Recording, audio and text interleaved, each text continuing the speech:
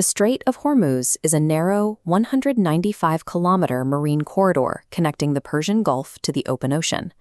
Right now, roughly 20% of the entire global oil supply is trapped in this tiny geographic bottleneck, as regional militaries threaten to mine the water. This chart shows how fragile that supply line really is. When maritime traffic stalls in the strait, energy economists project sudden market spikes, with some forecasts predicting the cost of raw crude could shoot past $200 a barrel within a matter of weeks. But a physical shortage of fuel is only half the crisis. The deeper vulnerability lies in the specific currency required to buy whatever oil does make it out of the Persian Gulf. Almost every drop of petroleum extracted and sold around the world is priced and traded exclusively in United States dollars. This rigid financial construct is the petrodollar. Because every nation needs oil to keep its planes flying and factories running, every nation is forced to stockpile American currency. They buy U.S. Treasury bonds and effectively extend credit to Washington. This constant mandatory global demand allows the American government to print trillions of dollars and run massive trade deficits without suffering the immediate crippling hyperinflation that would destroy any other economy. A blockade in the Strait of Hormuz, or a move toward local currencies, strikes directly at the financial architecture of American global supremacy. The mechanics of this power date back to the late 19th century. An ambitious businessman named John D. Rockefeller looked at the chaotic early American oil market and recognized a basic truth of the industry. He realized that drilling for oil was risky and inefficient. The real wealth lay in controlling the logistics, the refineries, the pipelines, and the railroads. By monopolizing the supply chain, Rockefeller built a cartel that dictated prices to the entire market.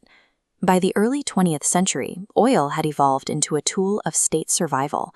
First Lord of the Admiralty, Winston Churchill, ordered the British Navy to abandon domestic coal and refit its entire fleet to burn foreign crude.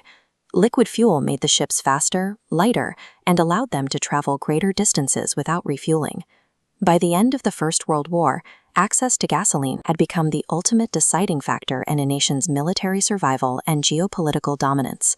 In 1944, delegates gathered in Bretton Woods, New Hampshire, to design the post-war global economy. Because the U.S. held 75% of the world's gold reserves and its industrial base was untouched by bombs, it dictated the terms.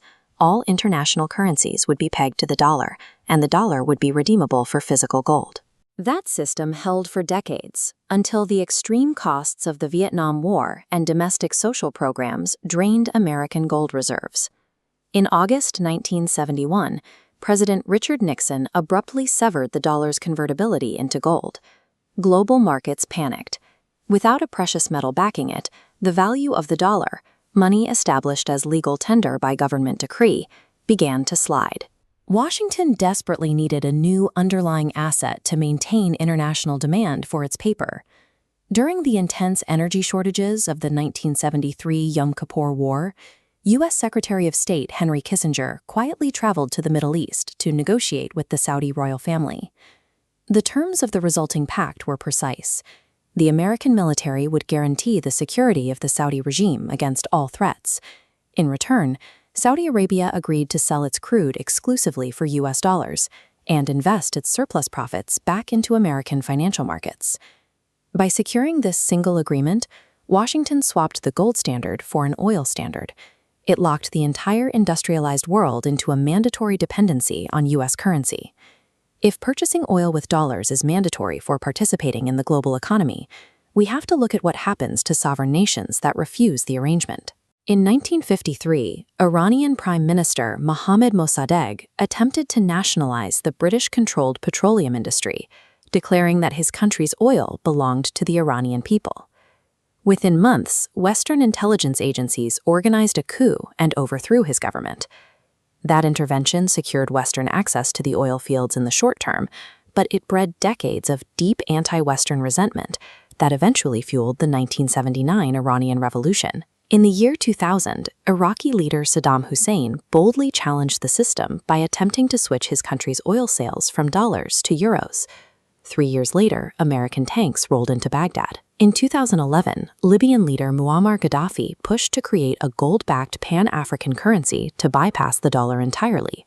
aiming to sell Libya's massive oil and gas reserves for a new gold dinar. That rebellion triggered NATO intervention, ending in Gaddafi's capture and brutal death. Shortly after, Libyan oil returned to the dollar market. The dollar's supremacy is a strict geopolitical boundary, guarded by the constant threat of military intervention and regime change against any leader who attempts to leave the system. Today, the historical fear of American military intervention is beginning to crack under the weight of a coordinated global resistance. This map shows the shifting financial architecture. The BRICS coalition, led by China, Russia, and India, is actively building trade routes that bypass the North American banking system entirely. They are settling oil contracts using local currencies like the Chinese yuan and the Russian ruble. And recently, Saudi Arabia joined this economic bloc. The strict exclusivity of Kissinger's 1970s agreement has been broken. Currently, about 80% of global oil is still traded in US dollars. The system remains dominant, but the monopoly is permanently fractured and steadily shrinking. The blockades and proxy wars currently unfolding in the Middle East are the violent friction points of the petrodollar splintering under global pressure. True national sovereignty in the modern era requires both the fuel to power the future and the heavy weapons required to protect it from those who built the past.